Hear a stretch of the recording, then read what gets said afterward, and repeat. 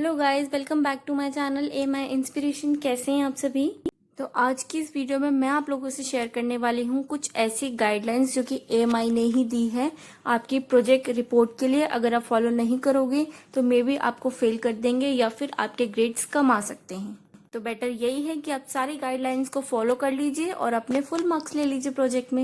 AMI project का पूरा procedure मैं आपको बता चुकी हूँ, ये उसका स्क्रीनशॉट है। आप चाहते हैं तो चेकआउट कर सकते हैं। ये कवर पेज के लिए है, आपको कैसा बनाना है, किन बातों का ध्यान रखना है कवर पेज बनाते टाइम। और ये वाला वीडियो है कि एएमआई का प्रोजेक्ट की सारी डिटेल है इसमें। जितने भी आपका जो प्रोजेक्ट का गाइड है उसका क्या रोल है और सारे इंपॉर्टेंट पॉइंट्स मैंने आपको बताए। अगर इंटरेस्टेड है तो प्लीज चेकआउट जरूर कर लेना वीडियो को। आई एम श्योर अगर आप प्रोजेक्ट वर्क देख रहे हैं तो आपके लिए बहुत ज्यादा हेल्पफुल होने वाली है। चलिए सारी गाइडलाइंस को पढ़ना स्टार्ट करते हैं। फर्स्ट है ऑब्जेक्टिव, यानी कि आपको प्रोजेक्ट वर्क देने का ऑब्जेक्टिव क्या है।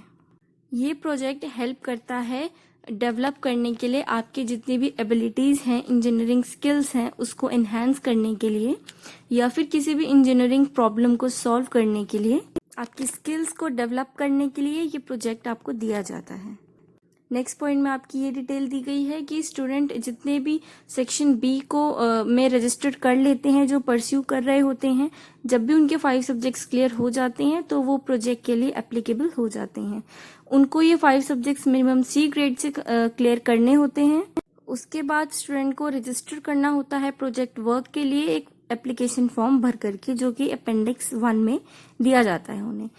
ठीक है, आपको इसके लिए डिमांड ड्राफ्ट चाहिए होता है 3000 का in the favour of the institute of engineers India, जो कि कोलकाता, पेबल एट आपको कोलकाता लिखना है, जो कि इनका हेडक्वार्टर्स है। थर्ड पॉइंट है, जब भी एएमआई का जो हेडक्वार्टर है वो आपकी एप्लीकेशन फॉर्म को रिसीव कर लेता है, उसके बाद आपको एक लेटर दिया जाता है जिसमें आपको एक प्रोजेक्ट गाइड अलॉट किया जाता है नाम और एड्रेस के साथ।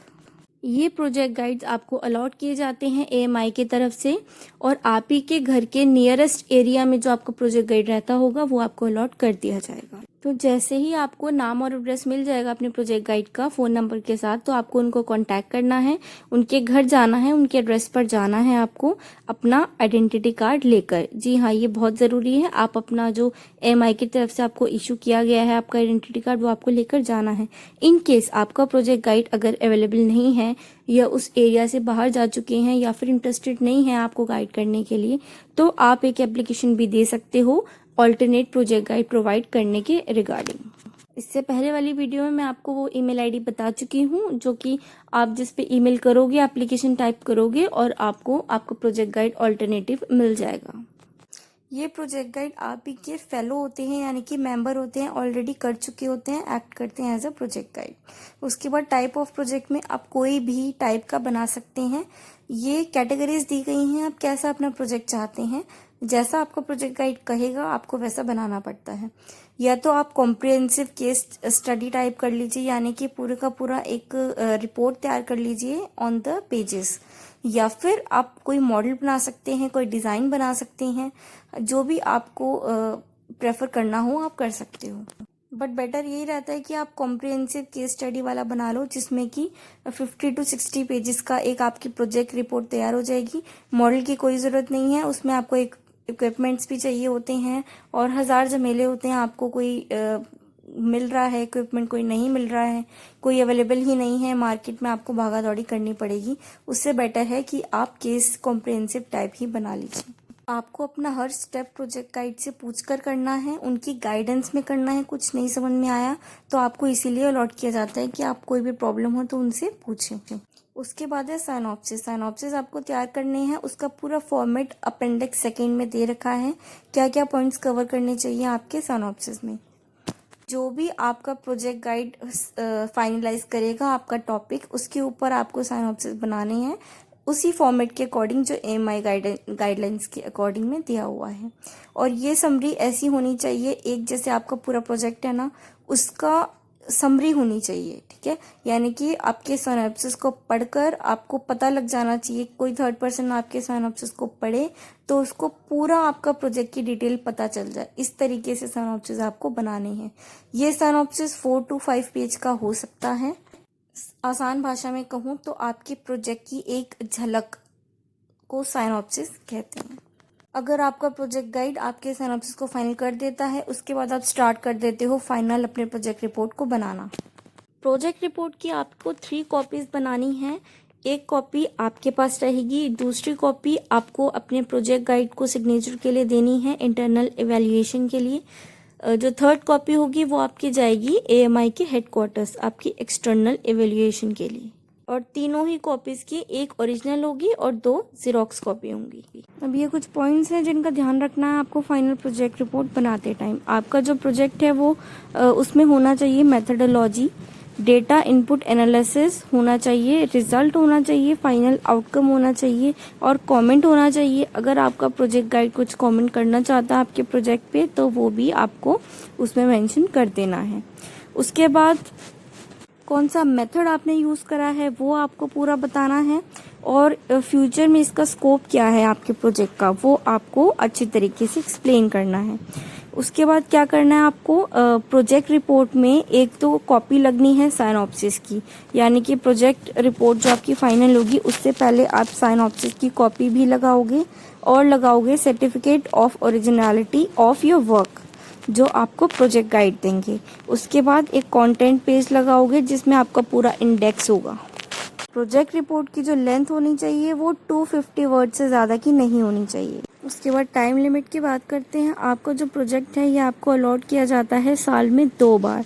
एक बार किया जाता है मई और जून में और दूसरी बार किया जाता है दिसंबर और जनवरी में। जो मई जून में आपको दिया जाता है उसकी इवैल्यूएशन होती है अगस्त के महीने में और जो दिसंबर और जनवरी का जो आपका होता है उसकी इवैल्यूएशन आपसे की जाती है फरवरी के मंथ में।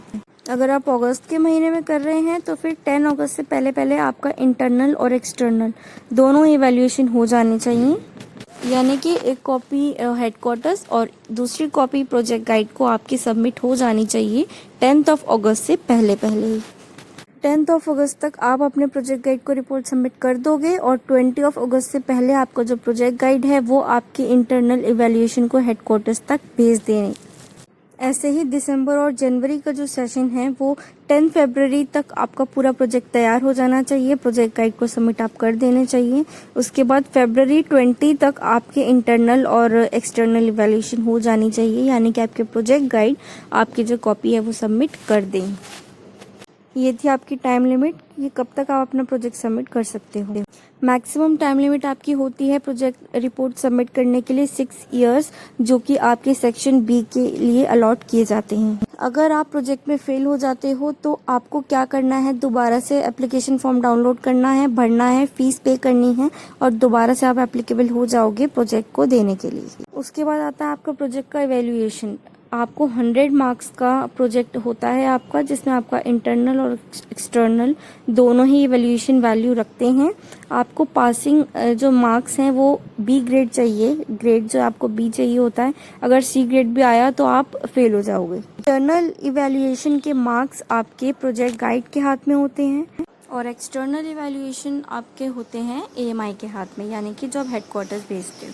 अगर आप अपने साइनॉप्सिस बना रहे हो तो आपको रैशनल, ऑब्जेक्टिव, मेथडोलॉजी, लिमिटेशंस इन सब का ध्यान रखना है और फ्यूचर में क्या कंट्रीब्यूशन आपकी स्टडीज़ का, आपके प्रोजेक्ट का, ये भी आपको बताना है। इंपॉर्टेंट पॉइंट्स जो आपको प्रोजेक्ट रिपोर्ट बनाते में ध्यान रखने हैं, आपका टाइटल पेज जो कि मैं अलग से वीडियो बना चुकी हूँ, कंटेंट पेज आपका कैसा होना चाहिए, साइनॉप्सिस आपके अप्रूव्ड होने चाहिए, सर्टिफिकेट ऑफ ओरिजिनलिटी ज़रूर लगा होना चाहिए और जो कमेंट आपका प्रोजेक्ट गाइड देता है आपके प्रोजेक्ट के लिए वो भी ज़रूर इंक्लूडेड होना चाहिए। और जो सर्टिफिकेट ऑफ ओरिजिनलिटी आप सबमिट करोगे वो ये सर्टिफाई करेगा कि आपका जो प्रोजेक्ट है बिल्कुल ओरिजिनल है, आपने कहीं से चुराया नहीं है, डेटा कहीं से चुराया नहीं है और पहले कभी भी नहीं दिया गया, और वो साइन किया जाएगा आपके प्रोजेक्ट गाइड द्वारा। इसके अलावा इस प्रोजेक्ट की 3 कॉपीज बनेंगी, वो मैं आपको बता चुकी हूँ। एक आपके प्रोजेक्ट गाइड के लिए, एक हेडक्वार्टर्स के लिए और एक आपके खुद के लिए। जो हेडक्वार्टर्स आप भेजोगे वो आपको रिटर्न दोबारा नहीं किया जाएगा। अब मैं आपको जनरल ओवरव्यू दूंगी कि आपको आपका फॉर्म कैसे भरना है। मे बी आपसे कोई ऐसी मिस्टेक ना हो जाए जिसकी वजह से आपका फॉर्म कैंसिल कर दिया जाएगा। सबसे पहले आपको आपका नाम लिखना है, पूरा नाम लिखना है और हर नेम और आपका जो सरनेम है उसके बीच में आपको एक ब्लॉक छोड़ देना है। उसके बाद एक्टिवेटेड मोबाइल नंबर लिखना है आपको 0 लगा करके साथ में, और ईमेल एड्रेस लिखना है, यानी कि आपका जो एक्टिवेट ईमेल एड्रेस जहाँ पर आपको मेल मिल सके वो वाला ईमेल एड्रेस आप लिखोगे। उसके बाद अपना मेंबरशिप नंबर ST, उसके आगे जो भी आपका मेंबरशिप नंबर है आपको वो पूरा लिखना है। उसके बाद 4th नंबर पे आ जाता है कि आपने अपने 5 सब्जेक्ट्स क्लियर कब करे थे, समर में करे थे, विंटर में करे थे। समर या विंटर में कभी भी आप करोगे तो आपको उसका जो ईयर है वो लिखना पड़ेगा कि कौन से सेशन में आपके 5 सब्जेक्ट्स सेक्शन बी के कंप्लीट हो गए थे। उसके बाद आपको ड्राफ्ट की डिटेल लिखनी है, जो आप 3000 का ड्राफ्ट बनाओगे। ड्राफ्ट नंबर जो कि आपके नीचे ड्राफ्ट के नीचे दिया रहता है वो आप लिखोगे। इशू बैंक मतलब स्टेट बैंक ऑफ इंडिया से है या फिर बैंक ऑफ बड़ौदा से है, HDFC से है, जो भी बैंक से आपका डिमांड ड्राफ्ट बना हुआ है उस बैंक का नाम यहाँ पर आप लिखोगे। उसके बाद डेट ऑफ इशू, कौन सी डेट को वो ड्राफ्ट इशू हुआ था, ऊपर आपके राइट साइड में लिखी रहती है डेट ड्राफ्ट की, वो आप फिलअप करोगे। उसके बाद आप ये प्रोजेक्ट कौन से सेशन में कंप्लीट करना चाहते हो, समर वाले में या विंटर वाले में। अगर आप मई जून में करना चाहते हो तो आप ईयर यहाँ पर लिखकर टिक कर दो।